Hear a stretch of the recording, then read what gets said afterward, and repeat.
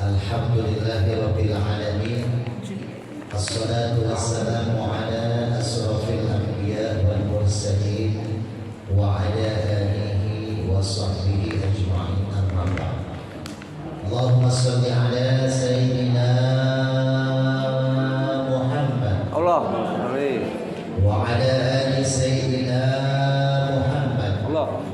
Kama shallaita ala Ibrahim wa ala ali Ibrahim fil alamin innaka Hamidum Majid. Yang saya hormati Bapak Ketua DKM kita, yang mudah-mudahan selalu diberikan kesehatan, Amin. keberkahan Amin. Allah Subhanahu wa taala. Amin. Para asatid, para ustadzah, para pengurus RT RW yang ada di sekitaran Masjid Al-Huda, para donatur, anak-anak yatim kita, juga ibu-ibu, bapak-bapak yang insya Allah akan selalu mendapatkan keberkahan dan ridho Allah Subhanahu wa taala.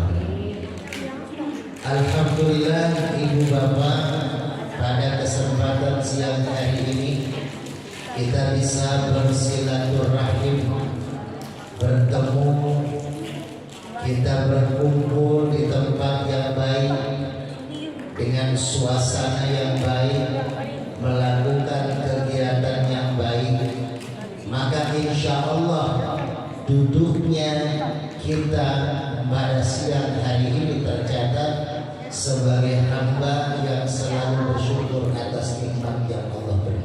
Amin. Kalau nikmatnya sudah kita syukuri, maka janji Allah apa? La in syakartum la azidannakum, pasti akan ditambah. Kalau sekarang motornya baru satu, karena bersyukur duduk di pengajian, motornya jadi dua. Kalau rumah kontrakannya baru punya satu, habis rajin pengajian jadi kontrakannya dua. Kalau suaminya satu, sampai satu habis. Ibu bapak, alhamdulillah berkah. Sholawat dan salam, mari sama-sama kita sambungkan kepada pemimpin alam, Nabi besar Muhammad Sallallahu Alaihi Wasallam, pada keluarganya, para sahabatnya, dan mudah-mudahan kita mendapatkan syafaatul uzma yang berakhir nanti. Biar nggak ngantuk ya, kita santai tapi fokus. Sampai jam berapa maghrib? Bisa. Nanti kalau udah kira-kira kelamaan kasih kode ya, kasih kode. Ya. Nah, saya minta aku ada nggak satu yang belum dibuka? Buat contoh, aku gelas, boleh? Yang belum dibuka tapi, kalau dibuka takut ya. Ini ya bu ya. Ibu bapak biar enak, bahasannya biar santai, biar fokus tapi bermakna. Judul kajian ini tahu nggak bu? Tahu judul kajian ini? Kenapa Nabi Ismail alaihissalam menjadi seorang nabi yang soleh, nabi yang baik, yang diceritakan oleh Nabi Muhammad, diberitakan oleh Allah di surat Maryam ayat 54. Ya, Allah memerintahkan Nabi Muhammad untuk menceritakan tentang kebaikan, kesolehan Nabi Ismail. Kenapa Nabi Ismail soleh? Karena ternyata orang tuanya soleh dan soleh. Nanti kita bahas satu-satu ya, karena ini berhubungan dengan haji. Intinya kita ini orang Islam. Bahkan ayat yang sering didengungkan oleh para khatib Jumat, ya ayyuhalladzina amanu taqullaha haqqa tuqatih fala tamutunna illa wa antum muslimun. Jadi kita harus bertakwa dan jangan lupa ketika mati dalam keadaan Islam. Nah sekarang menjadi pertanyaan, apakah kita sudah diakui Islam oleh Allah? Coba anak-anak ada bisa jawab kan? Saya kasih hadiahnya.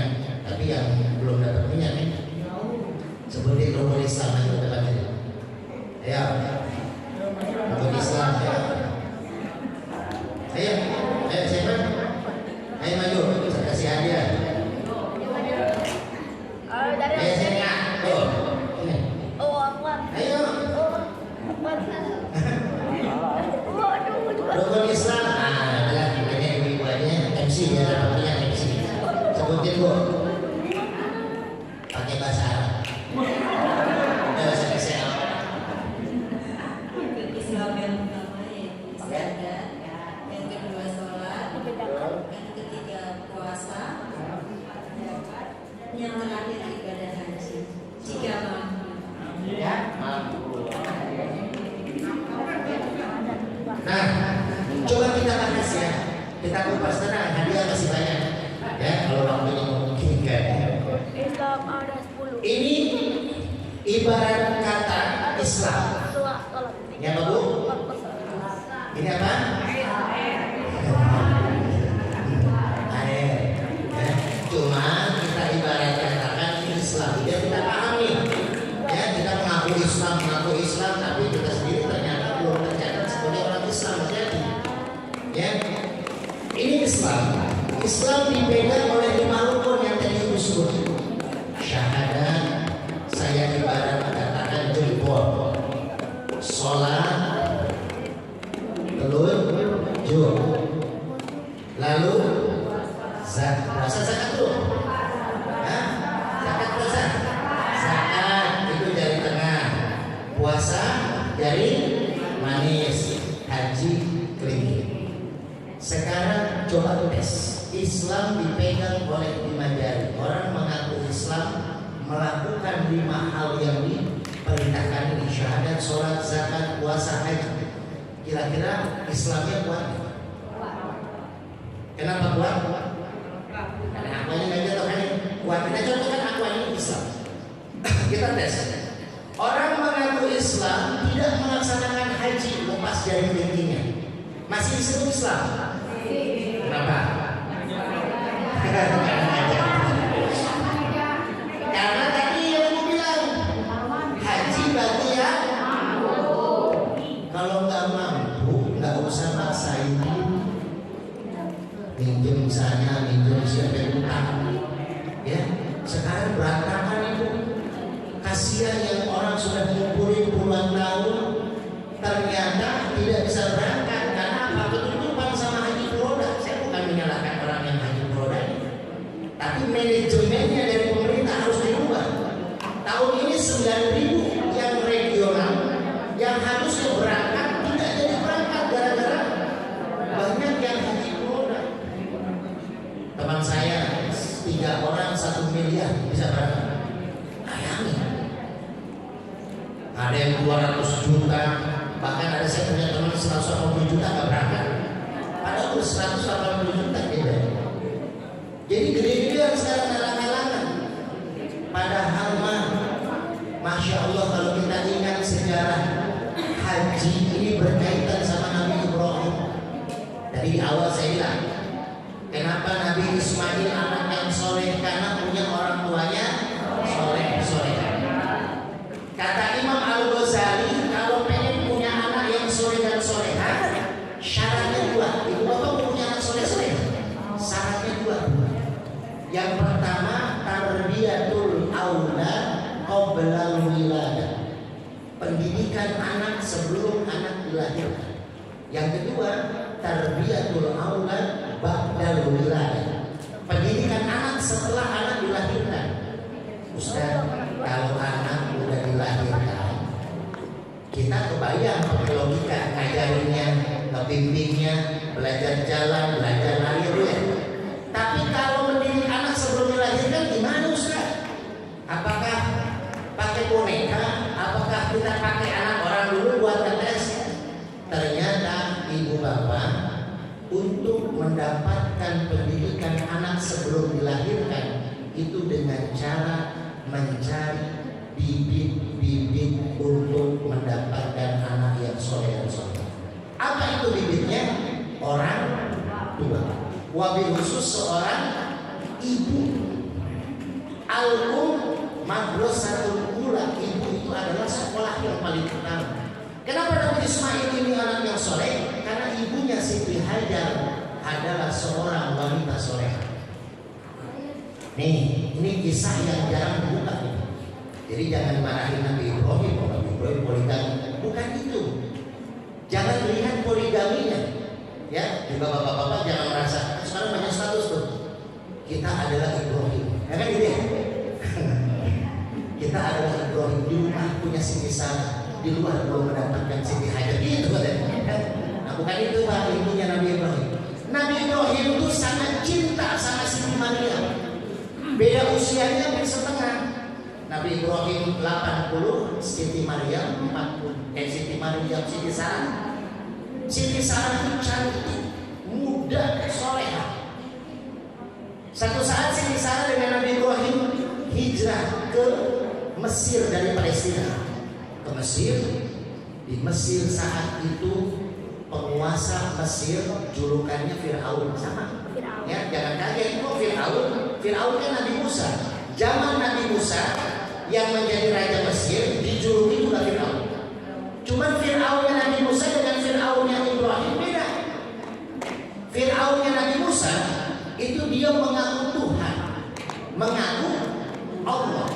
Tapi Fir'aunnya Nabi Ibrahim dia sangat dengin, nakal sama istri orang lain yang cantik. Hati-hati kalau di sini ada RT RW kan yang dengin sama ibu-ibu yang punya suami, berarti RT RW. Itu ya, hati-hati itu ya. Panggilan jangan RT lagi, tahu gitu ya.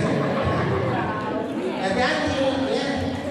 Nah, Fir'aun ini sangat suka merebut istri orang satu. Akhirnya Nabi Ibrahim diskusi sama istri, Sarah, nanti kalau ada orang tanya, bilang kita ini adik kakak. Karena secantik apapun perempuan, kalau dia belum jadi istri orang, nggak ditaksir sama Fir'aun. Nah inilah ya, ini sebuah penyakit. Akhirnya Bu, ketahuan lah namanya ya, diumpet-umpetin juga pakai maka ketahuan ya. Akhirnya ketahuan Siti Sarah punya suami, diculiklah oleh anak buah Fir'aun. Ketika dibawa ke istana, Siti Sarah ingin dipegang oleh Fir'aun karena cantik sekali Siti Sarah. Siti Sarah ngangkat tangannya, ngangkat tangan, ya Allah berikan aku perlindungan. Tangannya ini Fir'aun tidak bisa bergerak. Ya, saya pernah 2 minggu yang lalu saya lagi mengobati, ada seorang ustadz lagi khotib Jumat tiba-tiba stroke, ya, tidak bisa jalan, tidak bisa ngomong, ya, namanya malaikat ya, namanya Ustadz Mikail dan dikasih sebuah oleh Allah SWT. Saya udah 3 kali terapi, ya. Alhamdulillah sudah bisa jalan, ngomong juga sudah keluar suaranya, ya. Ini tiba-tiba lagi khutbah kedua dia stroke. Ya, ada lagi kemarin saya ngobatin di sentra medika ibu-ibu yang juga stroke. Ternyata stroke-nya ketempelan jin, karena kata dokter di rumah sakit dia bersih, nggak ada penyakit, pasti dia mendeli mata. Ya, di sentra medika kalau Jumat kemarin saya ngobatin dengan situasi minyak yang tadi saya bagikan. Itu minyak buat saraf dijepit, buat pengobatan stroke, banyak lah. Ada di YouTube Guru Hikmah Official. Waktu wali kota Depok, Pak Imam Budi Hartono pernah pesan 1000 botol untuk mengobati. Beliau punya penyakit saraf dijepit, saya pernah terapi beliau dan ini dipakai buat dibagi-bagikan.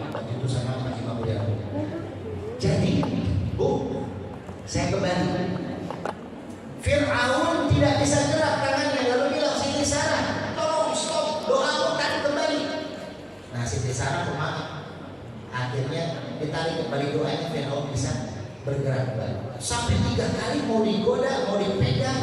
Akhirnya yang ketiga kalinya seluruh badannya Fir'aun nggak bisa bergerak, nggak bisa bergerak. Akhirnya janjilah Fir'aun dengan lidahnya yang bisa ngomong. Jadi nggak bisa gerak dari ujung rambut ke ujung kaki, tapi tidak bisa ngomong. Siti Sarah, terakhir nih, saya nggak akan melakukan hal keji kepadamu, kamu saya bebaskan. Bahkan saya akan kasih hadiah kepadamu. Akhirnya dibebaskanlah, didoakanlah oleh Siti Sarah. Bebas Fir'aun dan dia menepati janjinya melepas Siti Sarah, tapi dengan memberikan hadiah seorang wanita yang namanya Siti Hajar. Siti Hajar ini hadiah dari Fir'aun, tujuannya untuk memata-matai Siti Sarah agar takutnya Siti Sarah setelah pergi masih mendoakan yang buruk-buruk buat Fir'aun. ditempelin biar jangan berdoain yang buruk-buruk. Siapa Siti Hajar? Ayo, pertanyaan. Siapa? Ada tiga, pilih ya. Pertama, beliau adalah budak hamba sahayanya Firaun. Yang kedua, Siti Hajar adalah putrinya Firaun. Yang ketiga, Siti Hajar adalah anak dari orang tua yang soleh dan soleha yang ditawan di penjara oleh Firaun. Yang mana? Ya? Nomor 3, PDIP. Masih kampanye. Nah, dapat menyambung. Oh, ada foto saya. Cara pakainya ada minyaknya. Sama-sama. Nah, yang ketiga itu pendapat yang kuat. Ini 3 pendapat. Ada yang bilang hamba sahaya awalan. Ini adalah orang yang soleha. Kenapa saya bilang Siti Hajar ini seorang wanita soleha? Karena Siti Hajar benar-benar setia kepada Siti Sarah. Tidak pernah menggoda Nabi Ibrahim. Tidak sama sekali. Nabi Ibrahim juga tidak menggoda Siti Hajar. Tapi Siti Sarah memang orang yang soleha karena belum punya anak. Nabi Ibrahim sampai dengan umur 86 tahun ketakutan Nabi Ibrahim tidak ada keturunan untuk menebarkan dakwah, sama seperti Nabi Zakaria. Nabi Zakaria itu istrinya sudah menopause, sudah mandul, secara kedokteran nggak bisa punya secara kedokteran. Tapi dalam sholatnya Nabi Zakaria di mihrabnya Siti Maryam, dia baca iyyaka na'budu wa iyyaka nasta'in, lalu dia berhenti berdoa, ya Allah berikan hamba keturunan. Lalu malaikat Jibril datang, hadisnya sahih, wahai Zakaria, Allah mengabulkan doamu bahkan di saat kamu masih berdiri dalam sholat. Langsung ijabah sama, langsung ijabah doanya Nabi Zakaria. Punya anak namanya Yahya jadi nabi. Nah, Nabi Ibrahim minta keturunan kepada Allah. Siti Sarah akhirnya merasa dia harus membantu suaminya agar ada penerus dakwah. Ya, ini bapak-bapak jangan sampai nanti pulang, mah kita perlu punya anak mah. Nah, jangan gitu ya, cari Siti Hajar, dihajar kan? Karena nggak tahu ilmunya. Akhirnya Siti Sarah menikahkan suaminya dengan Siti Hajar. Langsung hamil, langsung punya anak, diberi nama Ismail. Apa artinya Ismail? Apa artinya? Ismail. Apa artinya? Ada pendengar. Ismail artinya pendengaran. Ismail artinya ilah, pendengaran Allah. Allah mendengar doa maksudnya daripada Nabi Ibrahim dan Siti Sarah, diberikan anak Ismail. Setelah itu Siti Sarah hamil dan melahirkan anak keturunan Nabi-Nabi. Makanya Nabi Ibrahim dikatakan bapaknya para. Sebenarnya masih panjang nanti lah. Takutnya Pak Ketua DKI ntar nggak undang lagi ya kalau dihabisin. Gitu-gitu ya, gitu-gitu tentang Nabi Ibrahim. Haji bagi yang mampu. Kalau nggak mampu jangan paksain haji. Jangan dipaksa haji. Ini ada cerita. Ada seorang pemuda. Saya kan bukan pengobatan. Kalau saya nggak pengobatan di luar atau lagi nggak ada awal di luar. Ada yang datang konsultasi. Ada para ustadz. Semua jaya banyak yang sering ke rumah saya. Ustaz Abu Suherman, Ustaz Adi Nur yang waktu melatih temu salat jenazah, ya, Ustaz Dodi, Ustaz Abdul Hakim sering tuh. Banyak lah ustaz-ustaz kiai-kiai di Kota Depok yang sering konsultasi, ngobrol, diskusi hikmah di rumah. Ya. Nah, ada seorang pemuda datang nih ke rumah saya malam-malam. Ustaz, saya pengen pergi haji Ustaz. Salut saya, ada pemuda masih bujangan, masih gagah. Ya, belum menikah, tapi dia punya keinginan ibadah rukun Islam yang kelima. Kan ibadah yang bukan main-main. Ya, bagi sekarang harus ratusan juta baru bisa berangkat. Coba kalau ngikutin 50 juta, 54 juta, belum tentu 20 tahun kita bisa berangkat. Kecuali kita naik Grab, bisa. Ya, ada tangan minggu maksudnya apa? Yang itu mana tempat pondok gede, ya, muter nanti. Nah, pemuda datang, Ustaz, saya pengen berangkat haji Ustaz. Masya Allah. Saya takut, saya tulisin. Nih ayat dari surat Ibrahim. Kenapa? Karena dari Nabi Ibrahim sejarah haji, ya haji sejarah dari Nabi Ibrahim, kurban dari Nabi Ibrahim, khitan dari Nabi Ibrahim. Saya kasih amal, berangkat pulang ke rumahnya si pemuda ini, dia ngamalin. Setahun kemudian pulang lagi, balik lagi ke rumah saya. Ustaz belum berangkat Ustaz. Oh ya, tambah lagi satu surat haji. Karena kan surat haji ini memang lebih detail tentang pelaksanaan. Ambil barokah. Pulang lagi tahun depan balik lagi, belum berangkat Ustaz. Tambahin surat dana, surat rumah, surat mobil. Masih berangkat sekali. Dia itu kan corona kan gitu. Dia bilang Ustaz, saya nggak punya rumah mobil, kan saya masih bujangan Ustaz. Orang saya aja tinggal di masih bantuin marbot masjid tuh Pak Haji sama Bu Haji baik banget sama saya. Saya dikasih tinggal di masjid, itu kan saya ngurusin masjid, makan kadang di rumah Pak Haji Bu Haji, udah kayak orang tua sendiri. Karena kontrak saya nggak mampu, ya udah saya tambahin di sholawat, baca sholawat. Pulang 5 bulan kemudian datang lagi, nggak setahun. Itu pas masuk ke rumah saya mau masuk, Assalamualaikum warahmatullahi wabarakatuh. Kirain saya caleg yang gagal Bu. Kenapa? Soalnya gua kayak gamis tebal, ya.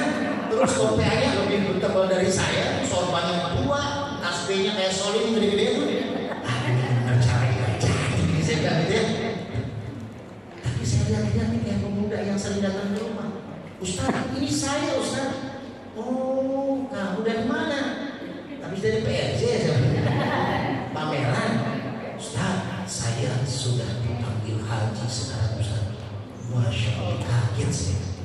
Tapi saya penasaran, masanya 5 bulan dari rumah saya itu belum musim haji. Kok bisa dipanggil haji? Saya curiga nih. Saya panggil sini duduk. Saya takutnya dia stres tuh. Karena ada beberapa caleg nggak jadi rumah saya berobat. Akhirnya dia duduk, Ustaz. Saya benar Ustaz sudah dipanggil haji Ustaz. Hari-hari saya dipanggil haji. Masjid, sholat, Masya Allah. Gimana ceritanya? Gini Ustaz. Nah, diceritain. Jangan terlalu serius ya. Kalau udah gini ngantuk. Pulang tuh dari rumah Ustaz 5 bulan yang lalu. Pas pulang Ustaz, saya melihat bendera kuning ada di depan masjid. Lalu saya tanya kepada DKM, ternyata Pak DKM bilang ini Pak Haji yang selama ini menjadi orang tua saya, ngasih makan saya, ngasih tempat tinggal saya di masjid, meninggal dunia.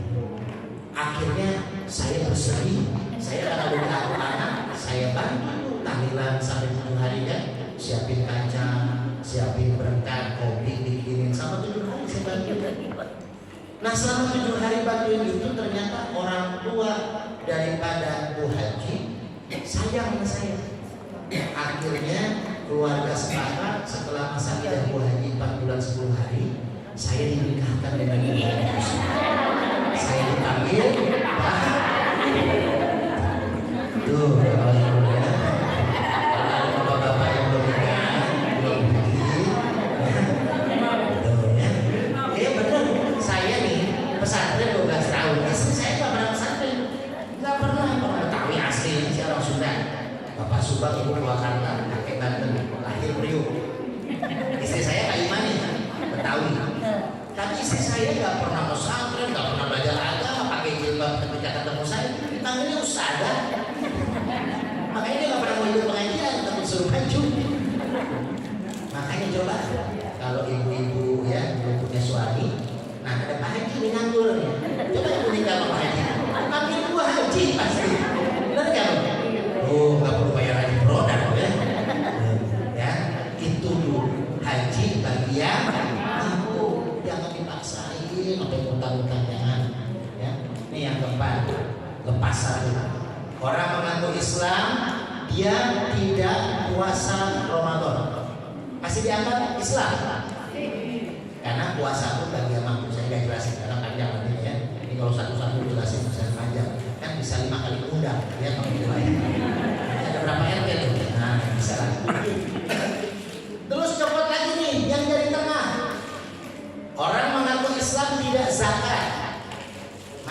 Islam?